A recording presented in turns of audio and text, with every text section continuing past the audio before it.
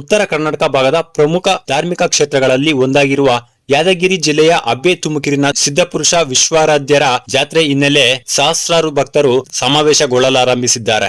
ಇಂದು ಬೆಳಗ್ಗೆಯಿಂದಲೇ ವಾಹನ ಹಾಗೂ ಪಾದಯಾತ್ರೆಯಲ್ಲಿ ಸಹಸ್ರಾರು ಸಂಖ್ಯೆಯಲ್ಲಿ ಆಗಮಿಸಿ ಭಕ್ತರು ಶ್ರದ್ಧೆ ಮತ್ತು ಭಕ್ತಿಯಿಂದ ವಿಶ್ವಾರಾಧ್ಯರ ದರ್ಶನ ಪಡೆದರು.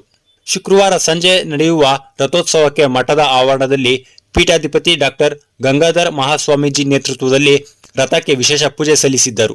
ಅರ್ಚಕರಿಂದ ಹೋಮ ಹವನಗಳು ನಡೆದವು.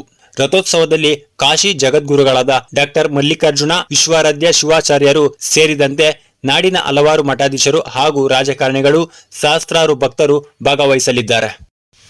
ಭಾವಿಕತೆಯ ಭಗವಂತ ಸದ್ಗುರು ವಿಶ್ವಾರಾಧ್ಯರ ಬಳಿ ತಮ್ಮ ಸಮಸ್ಯೆಗಳನ್ನು ಹೇಳಿಕೊಂಡರೆ ಪರಿಹಾರವಾಗುತ್ತದೆ ಎಂಬ ನಂಬಿಕೆ. ಈ ರೀತಿ ಸಮಸ್ಯೆಗೆ ಪರಿಹಾರ ಕಂಡುಕೊಂಡವರು ದಿಂಡೂರುಳು ನಮಸ್ಕಾರ ಹಾಕಿ ಹರಕೆ ತೀರಿಸುವುದು ಸಾಮಾನ್ಯವಾಗಿ ಕಂಡುಬರುತ್ತದೆ. ಜಾತ್ರೆಯ ಅಂಗವಾಗಿ ಮಠದ ವಿಶಾಲವಾದ ಆವರಣದಲ್ಲಿ ವಿವಿಧ ತಿಂಡಿ ತಿನಿಸುಗಳು, ದೇವರ ಫೋಟೋಗಳು, ತೆಂಗಿನಕಾಯಿ ಇನ್ನಿತರ ವಸ್ತುಗಳ ಮಾರಾಟ ಜೋರಾಗಿಯೇ ನಡೆಯುತ್ತಿದೆ. ಇಂದು ಉತ್ತರ ಕರ್ನಾಟಕದ ಪ್ರಮುಖ ಧಾರ್ಮಿಕ ಕ್ಷೇತ್ರಗಳಲ್ಲಿ ಒಂದಾದ ಅಬ್ಬೆ ತುಮಕೂರಿನ ಭಾವೈಕ್ಯತೆಯ ಭಗವಂತ ವಿಶ್ವಾರಾಧ್ಯರ ಜಾತ್ರೆ ಜರುಗಲಿದ್ದು, ಇನ್ನೊಂದು ಕಡೆ ಸಹಸ್ರಾರು ಭಕ್ತರು ಕರ್ನಾಟಕ, ಆಂಧ್ರ, ತೆಲಂಗಾಣ, ಮಹಾರಾಷ್ಟ್ರ ಇತರ ರಾಜ್ಯಗಳಿಂದ ವಾಹನಗಳಲ್ಲಿ ಅಬ್ಬೆ ತುಮಕೂರಿಗೆ ಆಗಮಿಸುತ್ತಿದ್ದಾರೆ.